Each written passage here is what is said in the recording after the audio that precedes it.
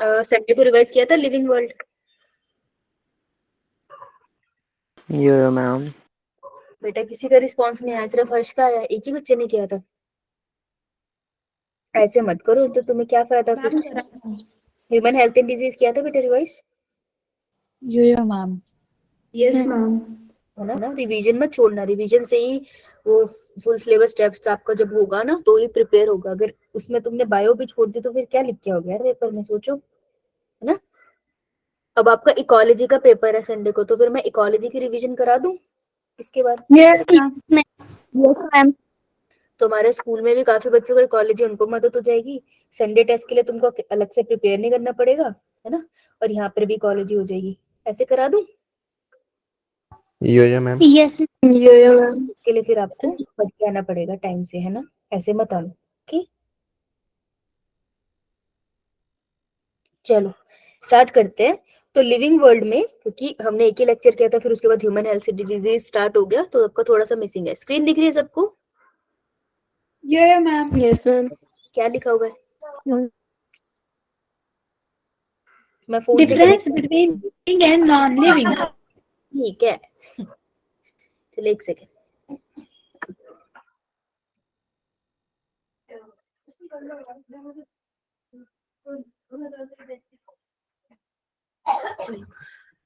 So living and non living में हमने फर्क तो कर लिया था, लेकिन हम उसको रिवाइज करेंगे क्योंकि काफी टाइम हो गया।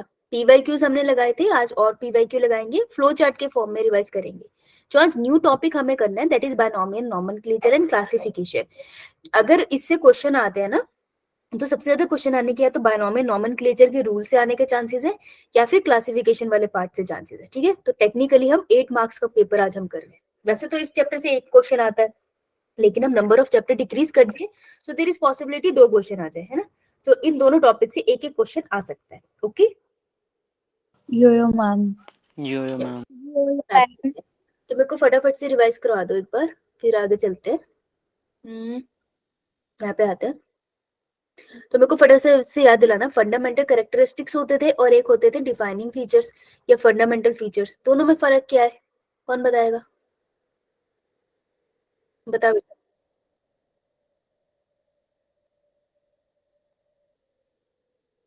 अरे मेरे पास फोन नहीं है, now this is difficult. Okay Harish बता बेटा। मैम जो फंडामेंटल फीचर होते हैं उनमें एक्सेप्शन होते हैं और जो डिफाइनिंग फीचर होते हैं उनमें एक्सेप्शन नहीं होते। ठीक है, फंडामेंटल फीचर्स में एक्सेप्शंस होते हैं, ठीक है, और डिफाइनिंग फीचर में नो एक्सेप्शन। सही बोल रही है? यो मैम। यो अरे मैम। वाह, वेरी गुड। यस हरीश बेटा मेरे को फटाफट से बता दे कि अगर मैं बोलना चाहती हूँ कि ये जो चूतू सा चूहा है, अरे यार मछली बन गई मुझसे, छोड़ो यार, चूहा मछली बनाते हैं। हरीश अगर ये मछली जिंदा है तो क्या डिफाइनिंग फीचर मैं लिखूं जिसके बेसिस पे हम बोल देंगे कि ये मछली जिंदा है? क्या डिफाइनिंग फीचर होंगे एक लिविंग के?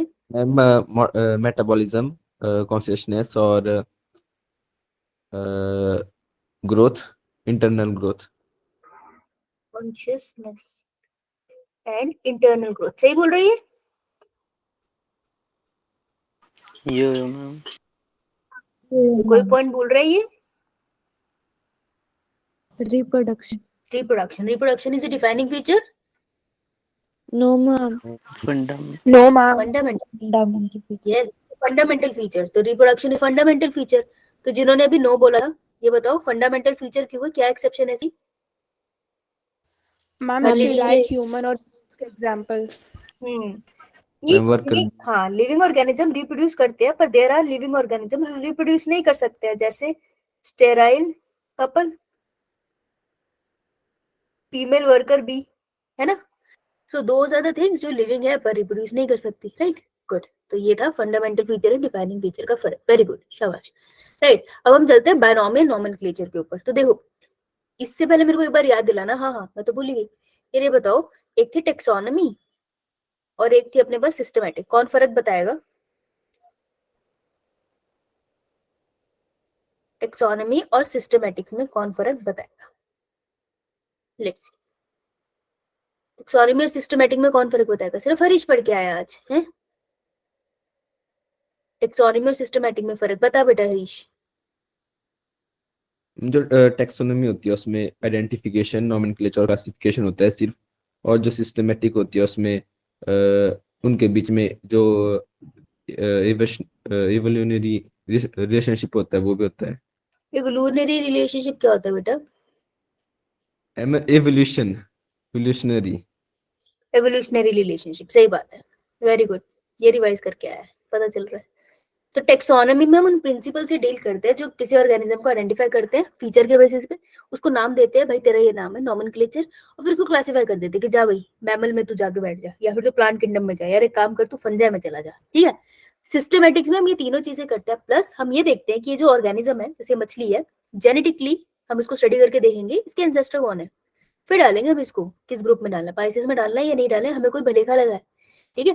तो हम सिस्टमैटिक्स में इवोल्यूशनरी रिलेशनशिप पढ़ते हैं, और बेटा इवोल्यूशनरी रिलेशनशिप की स्टडी के लिए हम क्या वर्ड यूज करते हैं? Phylogenetic relationship. Yes, this is known as phylogenetic relationship, very good, शाबाश, गुड। फाइलो, अब तो लेट हो गया, रिलेशनशिप स्टडी करते हैं, राइट। तो तुम देख सकते हो, तुम नहीं कर पाओगे अगर तुम्हें किसी को क्लासिफाई करना है, तुमने उसको ढूंढ भी लिया, लेकिन तुम तब तक क्लासिफाई नहीं कर पाओगे जब तक तुमने उसका क्या नहीं रखा है। तुमने एक मछली ढूंढ ली, ठीक है, उसके फीचर भी देख लिए, राइट। अब तुम इसको फाइसेस में रखना चाहते हो, लेकिन तब तक नहीं रख पाओगे जब तक तुम इसको क्या नहीं दोगे, कोई नाम। नाम। तो नॉमेनक्लेचर इज वेरी इंपॉर्टेंट। अब अगर हम बोल दे कि मछली यार एक ने चाइना में डिस्कवर करी, वो चाइनीज नाम दे दे, इंडिया वाले फॉर एग्जांपल संस्कृत नाम दे दे, मछली सेम है, नाम अलग हो गए, अब ये तो दिक्कत होगी, है ना। हर रीजन के अगर अलग नाम होंगे तो बहुत प्रॉब्लम होगी। तो इसलिए साइंटिस्ट ने ये रियलाइज किया कि ना साइंटिफिक जो नेम होते हैं ना लिविंग ऑर्गेनिज्म के, ये एक जैसे होने चाहिए, कोई रूल रेगुलेशन होना चाहिए और एक ही जैसे नाम होने चाहिए पूरी दुनिया में, ये बहुत इंपॉर्टेंट है। तो इसको रियलाइज जिन्होंने फर्स्ट टाइम किया था और कॉन्सेप्ट ऑफ बायनोमियल नॉमेनक्लेचर दिया था, क्या नाम है उनका? आपने 11th में पढ़ा होगा, 11th में जो पढ़ा है वो नाम बताना। Carolus Linnaeus. Carolus Linnaeus. है ना, कार्ल्स लिनियस आपने पढ़ा है, लेकिन कार्ल्स लिनियस नहीं थे एक्चुअल में, बायनोमियल नॉमेनक्लेचर का कॉन्सेप्ट जिन्होंने इंट्रोड्यूस किया था, इंट्रोड्यूस लिखो इसे ध्यान से, इंट्रोड्यूस द कॉन्सेप्ट, इस कॉन्सेप्ट को इंट्रोड्यूस जिन्होंने किया था उन साइंटिस्ट का नाम है कैस्पर बॉमन, ठीक है, इनके स्पेलिंग अलग अलग दिख जाएंगे आपको। कैस्पर बॉमन ने 1623 में कॉन्सेप्ट इंट्रोड्यूस किया कि कोई भी लिविंग ऑर्गेनिज्म आप उसको दो नाम देंगे, तो नॉमेनक्लेचर का मतलब है नाम, और बायोनोमियल का मतलब है बाय से दो, ठीक है। तो किसी भी लिविंग ऑर्गेनिज्म को हम दो नाम देंगे, ये कॉन्सेप्ट दिया था कैस्पर बॉमन ने अपनी बुक में, जिसका नाम है फिनिक्स, फिनिक्स उनकी बुक थी। उसके बाद लेकिन उन्होंने ना किसी भी लिविंग ऑर्गेनिज्म को एक्चुअल में नाम दिया नहीं, ठीक है, कोई प्रिंसिपल सेट किया नहीं, ठीक है।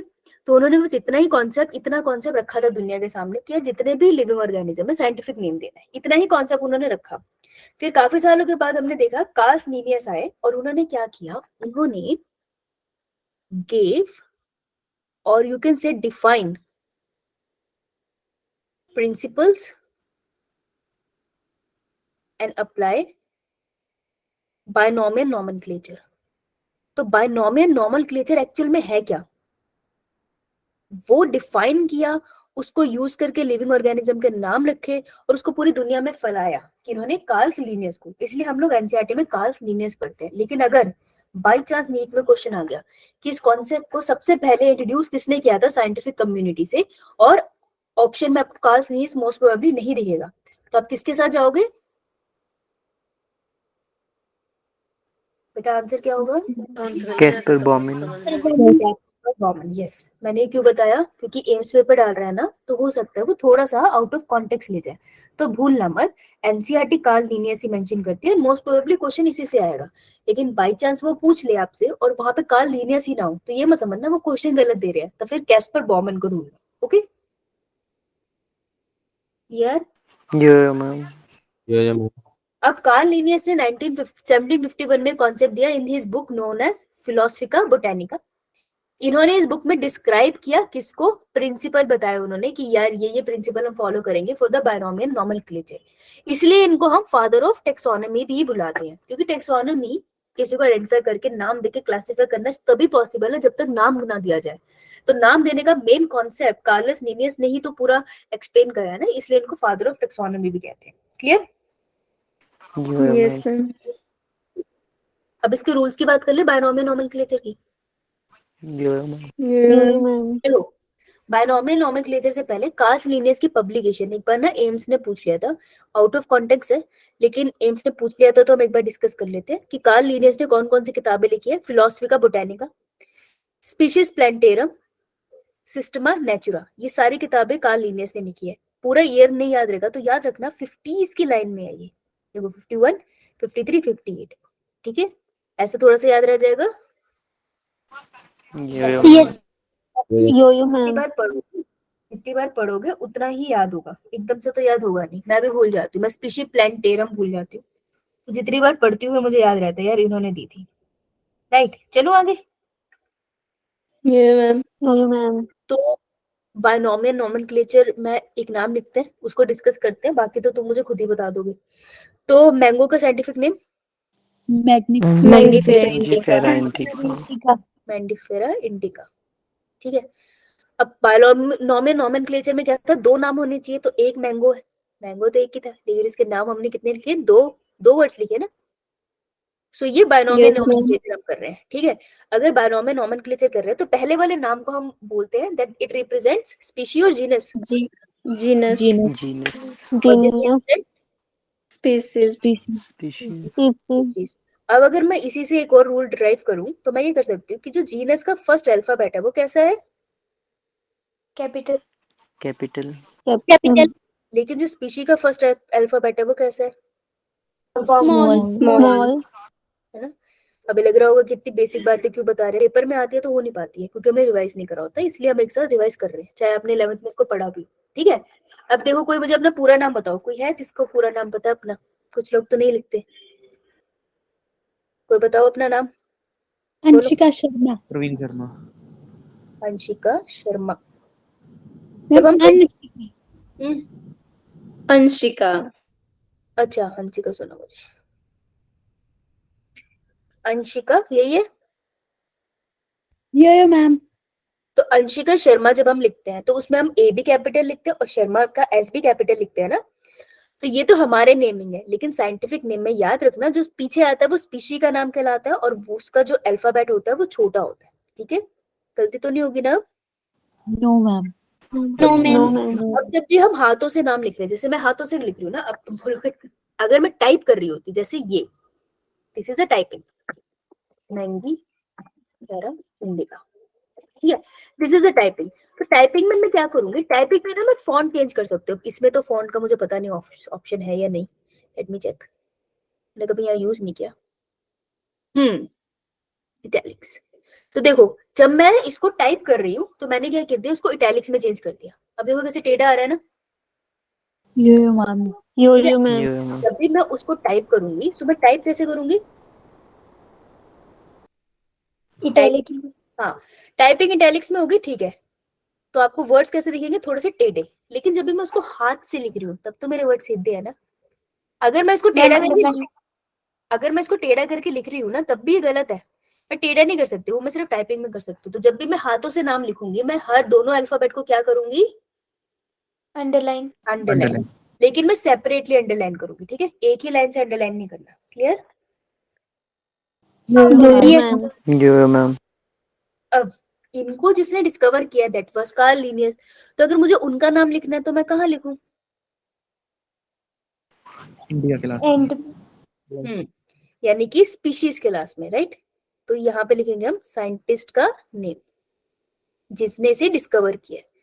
पूरा नाम नहीं लिखने बैठ जाएंगे, ऐसे तो फिर हम लिखते रह जाएंगे पूरी जिंदगी। तो जो उनका मेन नाम है, जिस नाम से उसका फेमस है, हम जनरली वही ले लेते हैं। जैसे लिनियस, तो हम यहाँ तो या तो कैपिटल एल लिख दूं, फुल स्टॉप लगा दूं, दिस इज ऑल्सो करेक्ट। नहीं तो मैं ये भी कर सकती हूँ, ध्यान से देखना, मैंगीफेरा इंडिका, सही लिखा है मैंने?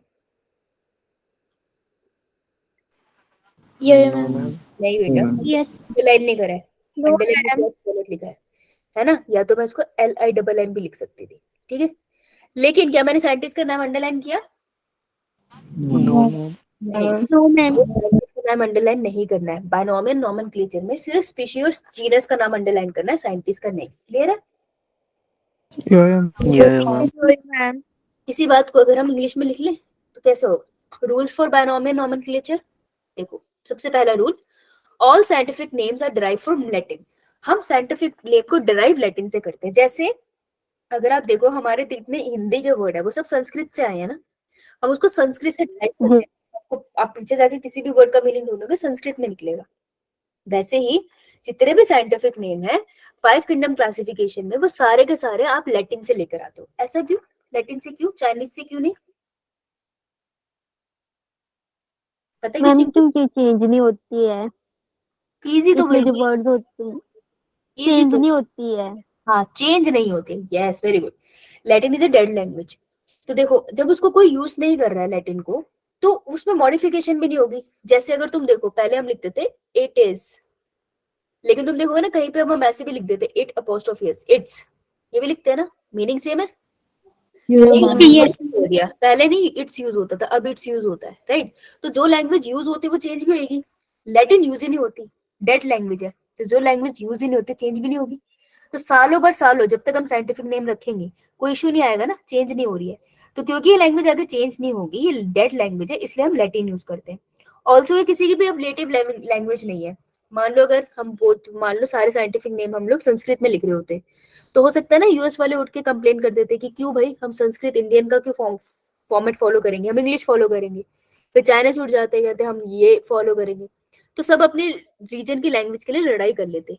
लैटिन के लिए कोई लड़ाई नहीं करेगा, इट्स अ डेड लैंग्वेज, तो कोई किसी को कोई प्रॉब्लम भी नहीं होती। ठीक है? तो क्योंकि ये डेड लैंग्वेज है, इसलिए हम अपने वर्ड्स को लैटिन से डिराइव करते हैं। लिखते हम जब भी टाइप करते हैं इन इटैलिक्स। अभी मैंने करके दिखाया था ना इटैलिक्स, टेढ़े से। मैम। ये बात, जब भी हम उसको हाथों से लिखेंगे, बोथ पार्ट्स, जब मैंने बोथ पार्ट्स बोला, that means I am saying genus and species, सिर्फ इन दोनों को। This will be separately underline, दोनों को सेपरेटली अंडरलाइन करेंगे। फर्स्ट अल्फाबेट जीनस का रहेगा कैपिटल और फर्स्ट अल्फाबेट स्पीशीज का रहेगा स्मॉल।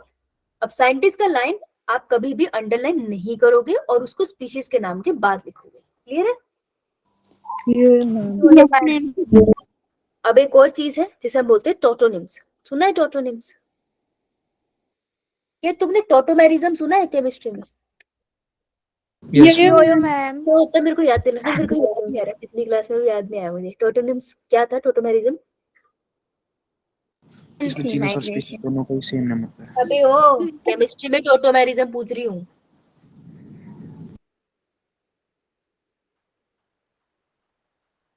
मैम ये कीटोन और अल्कोहल से रिलेटेड होता है। मैं बताऊंगी केमिस्ट्री वाले सर को, मैं टोटोमेरिज्म टाइप ऑफ आइसोमरिज्म है। टाइप ऑफ आइसोमेरिज्म में होता क्या है, मेरे को एक बार याद दिला। ऐसे होता है ना, किसी एक मॉलिक्यूल के बॉन्ड को माइग्रेशन होती है इसमें। हाँ, किसने बोला ये? मैम सुहानी ने। बताऊंगी मैं सर को, सुहानी को बता सिर्फ। माइग्रेशन होती है, मुझे मेरी क्लास से याद है, केमिस्ट्री की ना, स्कूल में पढ़ी थी मैंने। एक बच्चे ने बोला था मैम ये टोटू टोटू टोटू क्या है। मैम ने उसको ब्रेक में समझाया था कि बेटा बताती हूँ देखो टोटू टोटू क्या है। तो तब से मुझे याद आ रहा था। एनीवेज, टोटोनिम्स, प्रवीण सही बोला था तुमने, बायो में बिल्कुल सही बोला था। टोटोनिम्स क्या होते हैं? टोटोनिम्स मींस कि जो जो स्पीशी का नाम है ना, species, species and genus, yes, name is same. सही बोल रहा हूँ बिल्कुल। स्पीशी और जीनस दोनों का नेम सेम है। जैसे सुना होगा नाजा नाजा, केटला केटला, इसका नाम है नाजा नाजा, गाना मत बोल देना। Indian cobra. हाँ, कोबरा का नाम है। तो देखो यहाँ पर ये जीनस है और यहाँ पे स्पीशीज है, दोनों सेम है ना। तो द कॉन्सेप्ट ऑफ टोटोनिम्स आपको किस में देखने को मिल जाता है? इट इज अप्रूव बाय, कौन अप्रूव करता है इसे? वो कौन सा ग्रुप है जो एनिमल्स की नेमिंग करता है? आपने फुल फॉर्म पढ़ी? ICZN, फुल फॉर्म बता। International code for zoological nomenclature. ये इसको अप्रूव करता है। तो आप टोटोनिम्स देखोगे एनिमल नेम में, ओनली इन एनिमल नेम। अब जो प्लांट का नेम देता है उसको क्या बुलाते हैं? ICBN, ICBN। International code of botanical nomenclature. ये अप्रूव नहीं करता, नॉट अलाउड। तो आप कभी भी टोटोनियम प्लांट्स के नाम में नहीं देखोगे, ठीक है, क्लियर? बढ़िया, लिख लिया? प्रवीण तबीयत खराब है तेरी? मैम। प्रवीण तबीयत खराब है? Yes ma'am. बेटा ध्यान रख अपना, बीमार मत हो। दवाई ली? अभी अभी हुआ बस, ताजा ताजा। अभी ताजा ताजा फ्रेश मैम, फ्रेश चोट लगी है, अभी गरम गरम है, फील नहीं हो रहा। बेटा दवाई ले लियो, ठीक है, ये ताजा ताजा बर्बाद कर देगा। ओके मेरी इम्यूनिटी स्ट्रांग है ऐसे। बेटा इम्यूनिटी स्ट्रांग है, ले लियो दवाई, इस टाइम बहुत फैल रहा है। Yes ma'am. और सुरु और हर्ष तुम ठीक हो गए? पहले से ठीक है। Yes ma'am. ठीक है, बढ़िया। चलो, तो ये तो था बायनोमियल नोमेनक्लेचर की कहानी। चलो अब हम चलते हैं टेक्सोनॉमिकल हियरार्की, पढ़ा दूं? ठीक है, मेरे को बताओ सबके सब कभी बिग बाजार गए हैं? मैम। पक्का गए हो या नहीं? नो गए हैं। तो जब बिग बाजार जाते हो तो बाहर बड़ा सा बोर्ड लगा होता है बिग बाजार, यस लिख देते हैं, बड़ा सा बोर्ड लगा लेते हैं, ठीक है, बिग बाजार। तो तुमको पता है कि तुमको घर का जो भी सामान चाहिए तुमको यहाँ से मिल जाएगा। मैम। बिग बाजार की प्रमोशन क्यों करेंगे, हम अपना बनाएंगे। शोरूम का नाम बताओ भाई। अवंती बाजार। अवंती बाजार। तो एक घर का सारा सामान आपको यहाँ पे मिल जाए जैसे ही आप अवंती बाजार है, ठीक है जी। तो आप सभी के सभी अवंती बाजार में आ गए। तो अवंती बाजार बड़ा सा टर्म है ना, इतनी सारी चीजें इसमें इंक्लूडेड है, क्या क्या। अब अगर जैसे आप बिग बाजार जाते हो, आप अवंती बाजार दिए, तो ऐसा होगा क्या कि आपको एक शेल्फ पे बुक्स मिल रही है, फिर अगले पे सब्जियां मिल रही है, फिर अगले पे फर्नीचर मिल रहा है, ऐसे अरेंजमेंट होगी रैंडमली? No ma'am. नो, कैसे अरेंजमेंट होगी बताओ? Proper arrangement. मेरे से मार ना खा लियो, प्रॉपर अरेंजमेंट कैसे होगी वो तो पूछ रही हूँ। हम कंपार्टमेंट्स सीक्वेंस बने होंगे में बहुत सारे वहां पे पूरे। आइल्स बने होंगे, आइल्स, ठीक है, क्योंकि इतनी लंबी लंबी लाइंस होंगी ना, उसे हम आइल्स कहते हैं। तो आइल्स बने होंगे। जैसे अगर मैं बोल दूं कि यार फूड की लाइन में जाना है, तो तुमको ये फूड की लाइन मिलेगी। यहाँ तुमको क्या मिल रहा है, पैकेट वाला फूड, जैसे मैगी मिल गई। इस तरफ तुमको मिल रहे सारे वेजिटेबल्स, इस तरफ तुमको मिल रहे सारे फ्रूट्स, ठीक है, तो ये फ्रूट्स की लाइन होगी। अच्छा, अब अगर मैं तुमको बोल दूं कि मेरे को जाना है क्लोथ्स की लाइन में, यहाँ पे तुमको सारे क्लोथ्स मिल रहे हैं, मैम। ठीक है। फिर मैंने यहाँ पे क्लोथ्स तुमको बच्चों के, लेट्स से बेडिंग वगैरह मिल गई घर की। मैं बोल दूं मुझे जाना है स्टेशनरी की लाइन में, एंड में जाके हमें स्टेशनरी की लाइन में मिल गई। तो ऐसे होता है बाजार तो, है ना? मैम। है ना, सडनली हम बाजार क्यों चले गए अभी, हम बस समझने की कुछ कोशिश कर रहे हैं, यही समझेंगे, यही खत्म कर देंगे। इतना कॉम्प्लिकेटेड है नहीं चैप्टर, इसको इजी कर लेते हैं। तो जो अवंती बाजार है, अगर मैं उसको बोलूं तो अवंती बाजार में आपको क्या क्या देखने को मिल रहा है?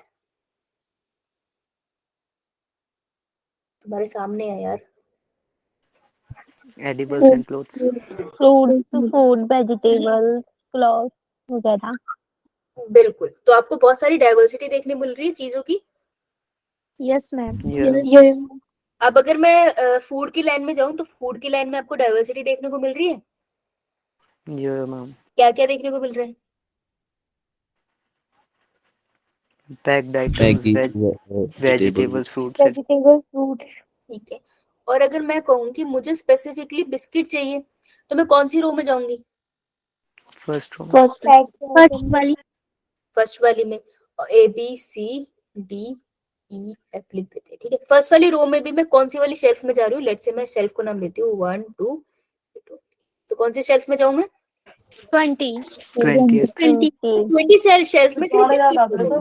अब मुझे बताओ, एज कंपेयर टू अवंती बाजार, अगर मैं सिर्फ 20 शेल्फ को कम देख रही हूँ, तो वहां पे डाइवर्सिटी ज्यादा है या कम है अवंती बाजार के कंपैरिजन में? कम है।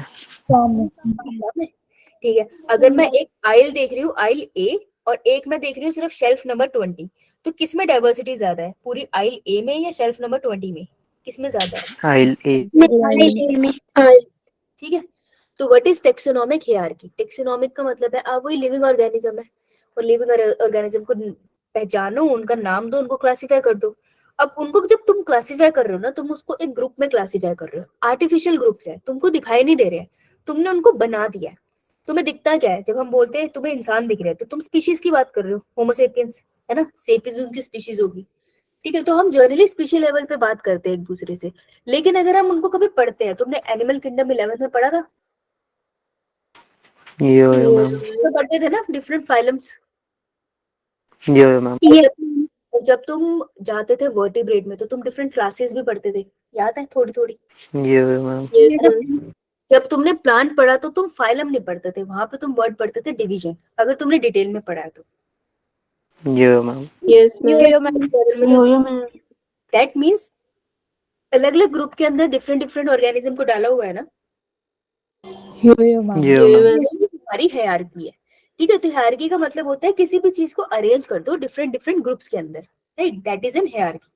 अब बिग बाजार से एक हायरार्की का सिस्टम मैंने तुम्हें बताने की कोशिश करी है। फॉर एग्जांपल अगर मैं बोलता हूँ अवंती बाजार है, तो अवंती बाजार सबसे बड़ी वाली टर्म थी ना, जिसमें बहुत सारे की सारी यूजफुल चीजें आ गई थी, है ना। तो अवंती बाजार के पैरेलल कौन सा वर्ड होगा? किंगडम।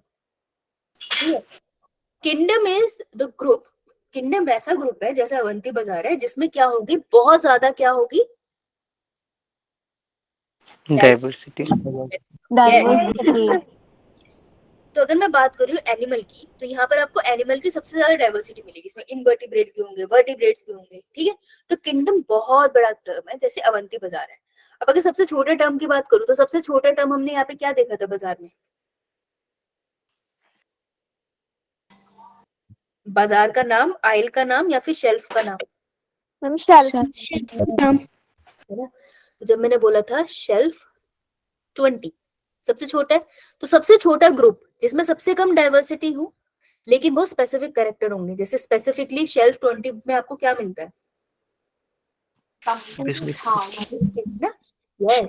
तो सबसे छोटे ग्रुप को हम बुलाते हैं स्पीशीज, स्पीशीज। ठीक है। इतना क्लियर? Yo ma'am. यो मैम। अब तकरीबन ना सबको अब तक याद होता है कि स्पीशीज के बाद कौन सा ग्रुप आता है? जीनस। किंगडम से पहले कौन सा ग्रुप आता है? फाइलम। फाइलम आप यूज करते हैं in the case of animal classification में, लेकिन अगर मैंने को स्पेसिफिकली प्लांट क्लासिफाई करना है तो वर्ड क्या लूंगी? डिवीजन। डिवीजन। बात एक ही है। अब बीच के वर्ड्स में कंफ्यूजन आती है, तो आपको याद है सीवेज ट्रीटमेंट करा था हमने? यो मैम। तो सीवेज ट्रीटमेंट हमने करा था कि जो फंगल होते हैं, फंगल हाइफी होते हैं, फंगल हाइफी के साथ बैक्टीरिया कट्ठे मट्ठे हो जाते हैं, थोड़े ट्रांसपेरेंट से होते हैं लेकिन नीचे जाके सेटल हो जाएंगे सेकेंडरी ट्रीटमेंट में। इन्हें क्या बुलाते थे हम? फंगल हाइफी और बैक्टीरिया के कॉम्बिनेशन को फ्लॉक्स। शाबाश, वेरी गुड, याद है यार तुम्हें, वेरी गुड। फ्लक्स बुलाते हैं ना, तो मुझे उसी से याद है, FLOC, ठीक है। एल का कोई यूज नहीं है यहाँ, तो मुझे फॉक याद है एक्चुअली। जीनस की तरफ आपको रखना है फॉक्स, तो FOC। सी जाएगा फाइलम की तरफ। अब याद कर लो, F stand for family. O stand for order. Stand for class. तो आई रिमेम्बर फ्रॉम फॉक, तुम्हें जैसे याद होता है वैसे याद कर लो, कोई सीन नहीं। क्लियर है सबको? Yes ma'am. अब क्वेश्चन आएगा कंपैरेटिव। एक तो आपसे ना सबसे पहला क्वेश्चन बनता है कि आप इसकी अरेंजमेंट बताओ। ये अरेंजमेंट आपको, ये जो जितने भी ग्रुप है इन्हीं को हम क्या बोलते हैं? रैंक भी बुलाते हैं, कैटेगरी भी बुला देते हैं, ठीक है। तो ये जितने भी ग्रुप है, कितने लिखे हैं मैंने यहाँ पे ग्रुप? 7। These 7 categories, मैं लिख रही हूँ these 7 categories, कैटेगरीज।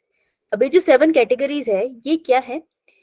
ये ऐसी की ऐसी रहेगी, ठीक है। अगर आप हायर ग्रेड में पढ़ोगे ना तो आपको लगभग 20 to 25 और कैटेगरीज है जो मेंशन होती है, फाइलम, सब फाइलम, ठीक है, बहुत तरीके के वर्ड्स है। तो आपको सारे नहीं याद करने, लेकिन ये जो 7 कैटेगरीज है ना, ये एक तरह से कंपलसरी है। इतनी क्लासिफिकेशन सबकी होती ही है। तो अगर कोई चीज कंपलसरी होती है, ध्यान से सुनना क्वेश्चन, अगर कोई चीज कंपलसरी है, आप उससे बच नहीं सकते, तो उसको मैं क्या बुलाऊंगी? ऑब्लिगेट या फैकल्टेटिव? बैक्टीरिया के साथ कराया था। Obligate. Obligate. पक्का? Yo, ma'am. हमने याद कैसे किया था ये वर्ड?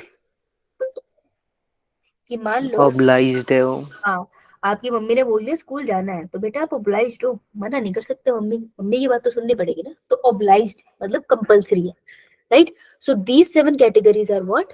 These are obligate. अगर मैं इसके अलावा कोई भी वर्ड बीच में लिखूंगी ना तो वो ऑब्लिगेट नहीं है। जरूरी नहीं है कि किसी एनिमल या किसी प्लांट को क्लासिफाई करते टाइम वो वर्ड मेंशन हो। समझ आया? Yo, Yes, ma'am. Yo, Yo-yo man. अब बात करते हैं हम लोग।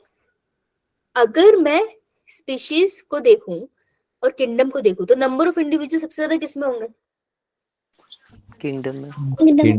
हम्म, तो मैं लिख सकती हूँ number of individuals increases from bottom to top. सही है? Yo-yo, ma'am. Yo, ma'am. Yes, ma'am. Line बनाओ और एरो लिख दो। एरो हेड देख लेना कहाँ को है।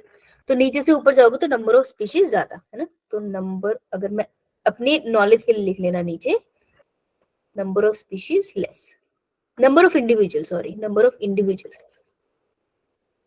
होंगे नो डाउट, पर किंगडम के मुकाबले कम। ठीक है? सेकंड पॉइंट, अगर मैं नीचे से ऊपर जा रही हूँ तो डाइवर्सिटी कैसी हो रही है? इंक्रीज हो रही है, decrease? Decrease. Increase. Increase. Diversity का मतलब होता है डिफरेंट टाइप ऑफ ऑर्गेनिजम्स। ठीक है? नीचे सिर्फ एक स्पीशीज है, किंगडम तक जाओगे तो बहुत सारी स्पीशीज का ग्रुप है, तो डाइवर्सिटी कैसी होगी? Increase. Increase. Diversity increases from, ये इंक्रीज का साइन है, ठीक है, from bottom to Top. Top. अब आपको याद है सेल्फ कॉन्शियसनेस किसका फीचर है? Human. Humans. Human. क्या वो फीचर है सारे मैमल्स का या एनिमल्स No. का? नहीं ना? No, ma'am. No. यस।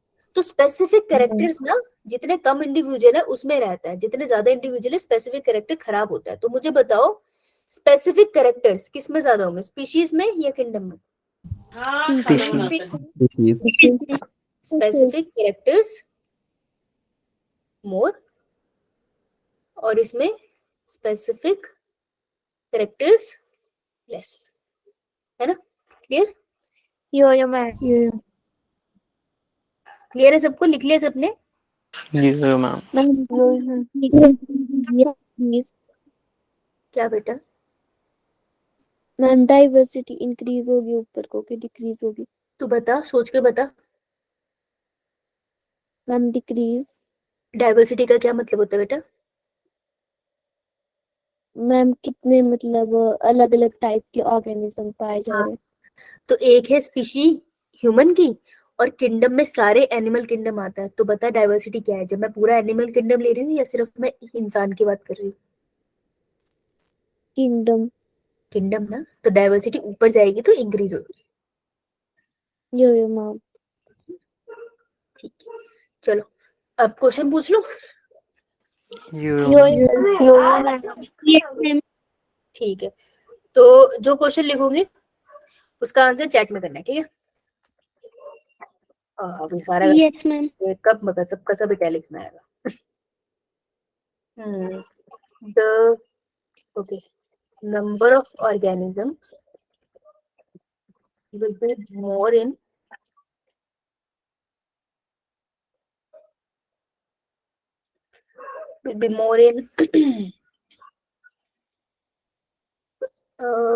एक second, division, phylum, order, class। Chat में लिखना answer. Next question, diversity will be more in order या family?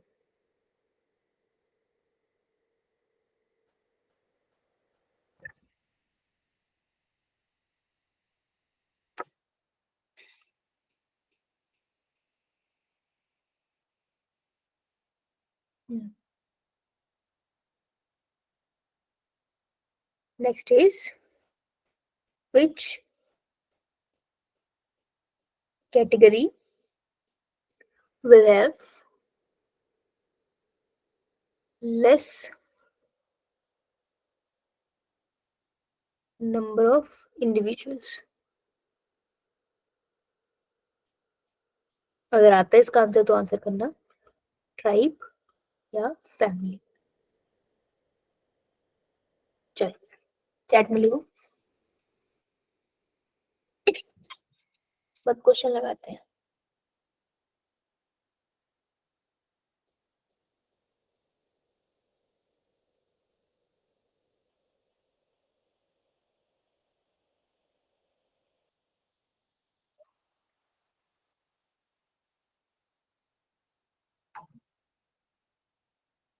Done? Yo, ma'am. Yeah. Organism will be more किसमें? Division, phylum, order, class? Division and Phylum and division दोनों। Division. बेटे division कैसे select करा तुमने? Phylum कैसे select किया तुमने? पीछे जाओ, डिवीजन और फाइलम तो एक ही में आता ना, एक ही कैटेगरी, तो आंसर वुड बी बोथ। दोनों बोले। हाँ तो तूने बोला बेटा, तूने, सबने नहीं बोला। तो डिवीजन एंड फाइलम दोनों में सबसे ज्यादा आपको नंबर ऑफ ऑर्गेनिज्म मिलते हैं। नाउ डाइवर्सिटी विल बी मोर, आपको किसमें डाइवर्सिटी ज्यादा मिलेगी? तो देखो, अगर मैं ऑर्डर। स्पीशीज लिखूं Order. और अगर मैं यहाँ डिवीजन लिखूं, तो स्पीशी की तरफ मैं क्या लिखूं? फॉक को ऐसे लिखूं या फॉक को ऐसे लिखना है? वन टू के तरीके से, One. वन। राइट? तो अगर मैं बोलूं डाइवर्सिटी विल बी मोर, तो अगर मैं स्पीशीज से ऊपर की तरफ जाऊंगी तो डाइवर्सिटी मोर होगी ना। तो किसकी डाइवर्सिटी ज्यादा है, ऑर्डर की या फैमिली की? Order. Order. Order. Answer would be order. Now which category will have less number of individual? Tribe इसमें एक ऑप्शन है, तो ट्राइब आपका कहाँ आता है? ये आपसे ना एम्स पूछता है। जीनस और फैमिली के बीच में ट्राइब आ रहा है, ये कंपलसरी नहीं है ऑब्वियसली, लेकिन जीनस और ट्राइब के बीच, जीनस और फैमिली के बीच में ट्राइब आता है। अब क्वेश्चन देख लेते हैं हम लोग। Question is saying which category will have less number of individual? तो अगर ये जीनस है, फिर ट्राइब है, फिर फैमिली है, किसमें नंबर ऑफ इंडिविजुअल लेस होंगे? ट्राइब या Tribe. क्लियर? Yo, ma'am. तो this is how they ask you comparative question. तो अगर आप एनसीईआरटी खोलोगे तो आपको एक्सप्लेन करते हैं ना जीनस, स्पीशीज, फैमिली, वो यही सब एक्सप्लेन करते हैं। हाँ बेटा पूछ। मैं फर्स्ट क्वेश्चन रिपीट करने एक बार। Number of organism will be more, किसमें नंबर ऑफ ऑर्गेनिज्म ज्यादा होंगे बेटा? किसमें होंगे? मैं आपने बहुत किया है यहाँ पे। तुझसे पूछ रही हूँ, तू बता किसमें होंगे? फाइलम, डिवीजन में क्यों नहीं होंगे बेटा? सॉरी डिवीजन में होंगे, फाइलम में नहीं होंगे। फाइलम में क्यों नहीं होंगे? प्रोड्यूसर ज्यादा होंगे शायद इसलिए। नहीं बेटा, पीछे। फाइलम और डिवीजन एक ही कैटेगरी का तो नाम है। अगर मैं प्लांट को क्लासिफाई कर रही हूँ ना, तो मैं वर्ड डिवीजन यूज करती हूँ, और मैं एनिमल को क्लासिफाई कर रही हूँ ना, तो मैं फाइलम वर्ड यूज कर रही हूँ। दोनों सेम ही कैटेगरी है, एक ही लेवल पे आते हैं, तो दोनों में होंगे ना। समझ आया? समझ आया? Yes ma'am. ठीक है, चल मूविंग ऑन। अब देखो, एक कॉन्सेप्ट है जो आपको संडे टेस्ट में आया था, और आई थिंक मेरे से हर्ष ने पूछा भी था। मैंने इसको बोला था कॉलेज में भी आएगा, आया भी था। अब हम इसको यहाँ पे और डिस्कस कर लेते हैं। आपको याद है एक बार एक क्वेश्चन आया था आपसे, वाइवा में भी पूछा गया था, who gave the biological species concept? Remember? नहीं। देखो, अगर हम बोलते हैं कोई स्पीशीज, हम जनरली स्पीशीज के टर्म पे ही बात करते हैं, लेकिन स्पीशी है क्या? कोई तो उसको साइंटिफिक वर्ड दोगे ना, तुम ऐसे बोल दोगे हवा में स्पीशी। स्पीशीज का मतलब क्या है? तो स्पीशी को डिफाइन करने के लिए, that what is a species, एक साइंटिस्ट थे जिन्होंने एक्सप्लेन किया था बायोलॉजिकल स्पीशी कॉन्सेप्ट। तो इस साइंटिस्ट का नाम है अर्नस्ट मेयर, जिन्होंने कॉन्सेप्ट दिया था जिसको हम बोलते हैं biological species concept. Main purpose क्या है बायोलॉजिकल स्पीशी कॉन्सेप्ट का? ये आपको बताता है। क्या बताता है? टेल यू भी नहीं कहूंगी, मैं कहूंगी डिफाइन करता है। ये डिफाइन करता है किसे? व्हाट इज अ स्पीशी, कि स्पीशी का मतलब होता क्या है। ठीक है, की बात समझ आई? Yo, ma'am. यो मैम मेयर से आपको रॉबर्ट मेयर याद आ रहे होंगे, तो रॉबर्ट मेयर ने क्या कॉन्सेप्ट दिया था, याद है किसी को? रॉबर्ट मेयर ने इकोलॉजी में दिया था, रॉबर्ट मेयर। स्पीशीज से रिलेटेड है कुछ, ecology biodiversity. NCERT second page, नीचे की लाइन देखो, सेकंड थर्ड पेज ही था जहां तक मुझे याद है। मिला? तो बायोडाइवर्सिटी नाम बता दिया। मिला? ढूंढो, रॉबर्ट में अंडरलाइन करवाया मैंने। अगर तुम अंडरलाइन कर तो मेरे बोलने पे तो तुम मिल जाना चाहिए।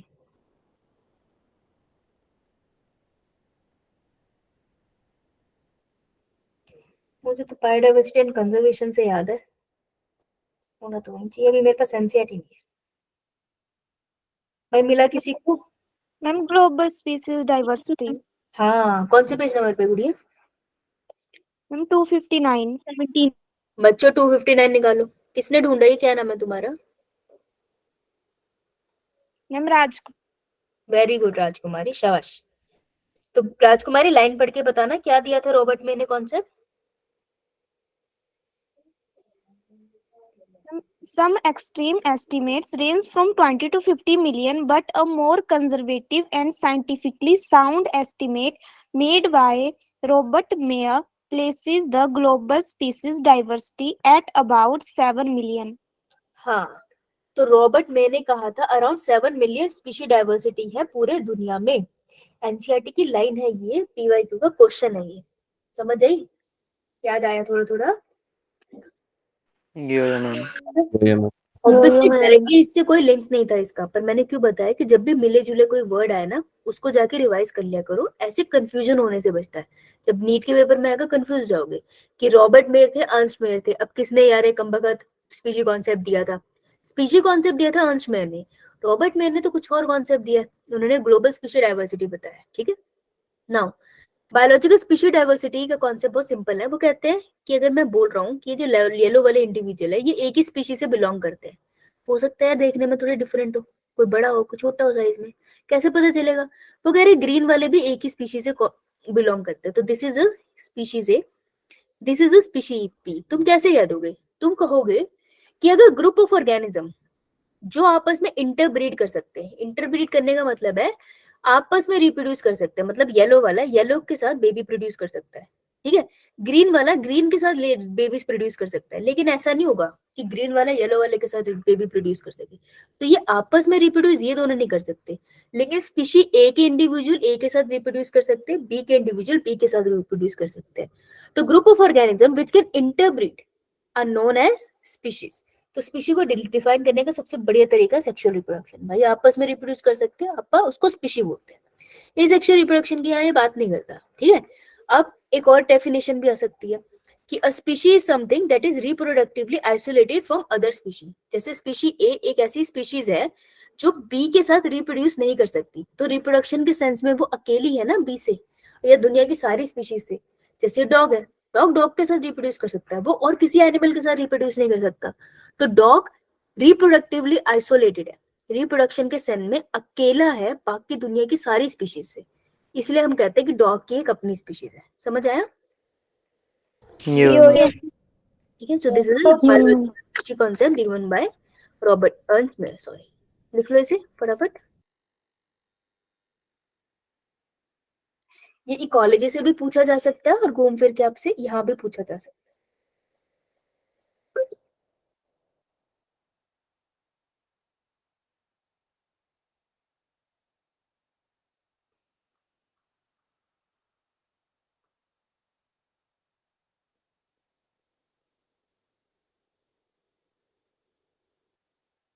अभी भी कोई अच्छा नहीं था, बताओ।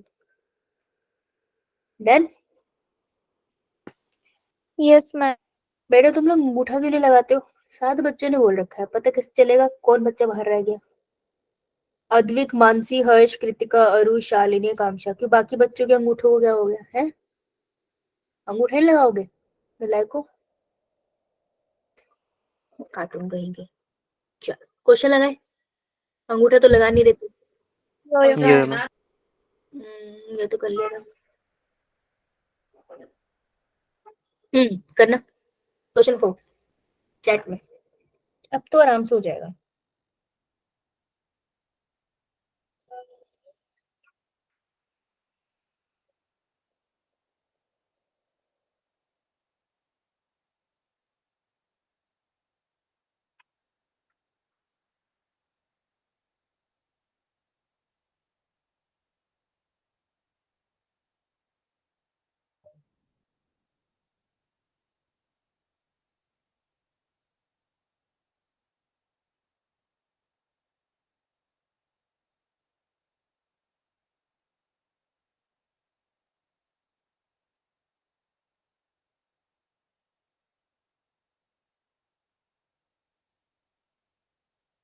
हाँ जी, select the correctly written scientific name of mango which was first described by Carlos Linnaeus। ठीक है, सही वाला बताना है।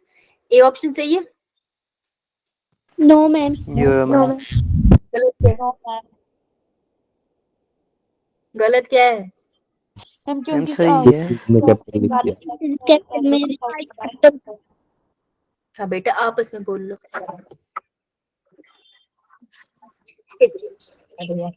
राजकुमारी बताइए। मैम गलत- इसमें इन्होंने हम्म, जीनस का फर्स्ट स्पीसीज का फर्स्ट लेटर कैपिटल कर दिया है। हाँ लेकिन ये तो छोटा होना चाहिए ना हर्ष, इसलिए गलत है, समझ आई? यो पढ़ाएगा ये तो ऐसे कैसे गलत कर सकता तू है? अब सिरप पी के आया ये, इसको नशे हो गए। क्लास से पहले मत पी के आया कर बेटा। नेक्स्ट बी ऑप्शन सही है, क्या गलत है? No, ma'am. पूरा नाम नहीं लिखना था, इन्होंने ज्यादा लिख दिया। सी ऑप्शन सही है। यो मैम Yes. यो मैम अगर मैं लिख देती मैंगीफेरेंडी का एल डॉट, सही होता? यो मैम Yes, ma'am. सही होता, तब भी सही होता, सब भी सही होता, गलत नहीं होता। कार्टून नेटवर्क मैंने बोला था ना, एक अल्फाबेट लिख दो या फिर उसका हाफ नेम लिख दो, that is also correct. Next मैंगीफेरेंडी का नेक्स्ट Yeah. वाला क्यों गलत है? मैम क्योंकि मैम साइंटिस्ट का साइंटिस्ट तो गलत नहीं है नाम, नाम सही है, ठीक है, नाम तो इसका भी सही है, लेकिन उससे बेहतर आंसर हमारे पास सी है। अगर सी ऑप्शन नहीं होता तो तुम डी के साथ ही जाते, राइट? यो मैम तो नाम लिखना is an option. Yo ma'am okay, so D is also correct, C is also correct, लेकिन C is a better option, right? इसलिए हम सी के साथ जाएंगे। Clear? Yo ma'am yo yo 6 and 7 तो ये हो जाएगा इजी।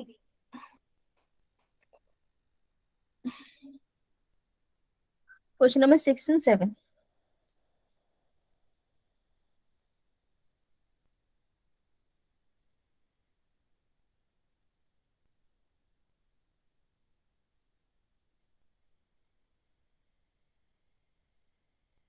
ध्यान से पढ़ना, एक माइनर सा एरर है जो शायद तुम देख लो।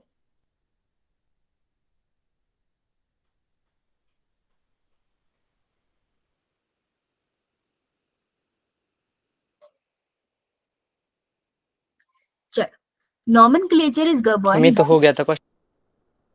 मैंने डिस्कस नहीं किया था ये, नहीं किया था, आई डोंट थिंक तुम्हारे साथ किया है क्या? नो मैम नहीं। वैसे क्वेश्चन दिया था। बाय हाँ, बायनॉमियल और नॉमेनक्लेचर तो मैंने पढ़ाई आज है बेटा, डिस्कस रहता है। Nomenclature is govern by certain universal rules, हमने रूल पढ़े हैं यूनिवर्सल, तो उसी से हम नामकरण करते हैं। Which are the one of the following is contrary to the rules of nomenclature. Contrary का मतलब उल्टा। मैम विपरीत अगेंस्ट अगेंस्ट अगेंस्ट, अगेंस्ट अच्छा वर्ड है, अगेंस्ट। यानी कि मुझे कैसी स्टेटमेंट ढूंढनी है? इनकरेक्ट करेक्ट है ना, जो मैच ना करती हो बायनॉमियल नॉमेनक्लेचर से ढूंढ लेते हैं। The names are written in Latin and are italicised, सही है? नो मैम गलत क्या है इसमें?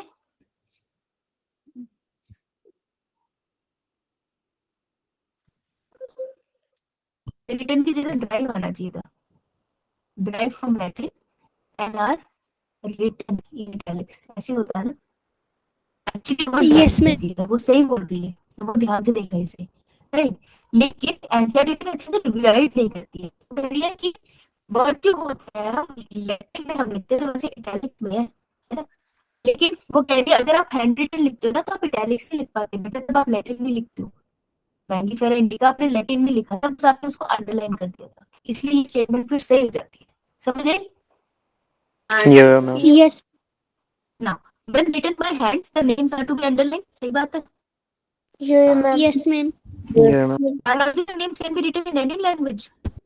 No, ma'am. No, ma'am. No, ma'am. The first word in a biological name represent the genus, or second word specific epithet. ऐसी होता है? Yes, ma'am.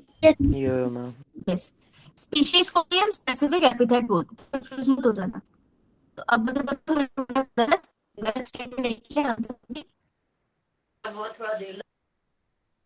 See? Yeah, ma'am. Now, ICBN stands for International Call for Botanical. Botanical nomenclature. हाँ, पत्तों का नाम देते हैं. और प्रोटोनिम्स देते हैं ये? No, ma'am. No, ma'am. No, ma'am. Very good, शाबाश. तू तो था.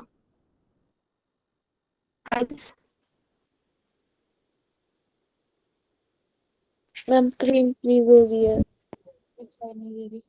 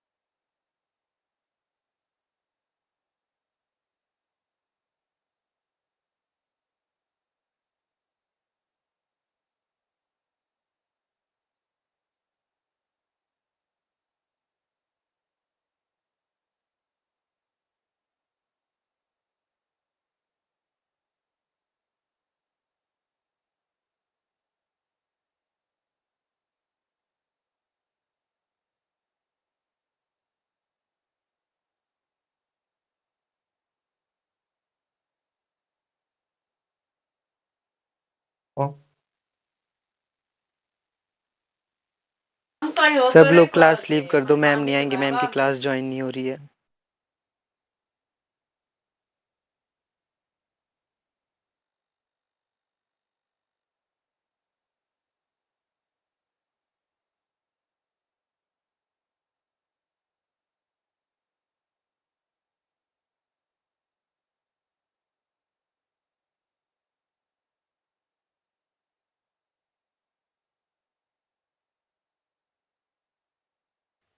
सब क्लास लीव कर दो। हर्ष सही बोल रहा है, साक्षी मैम की क्लास ज्वाइन नहीं हो रही है तो मैम बोल रहे हैं कि सब लीव कर दो क्लास।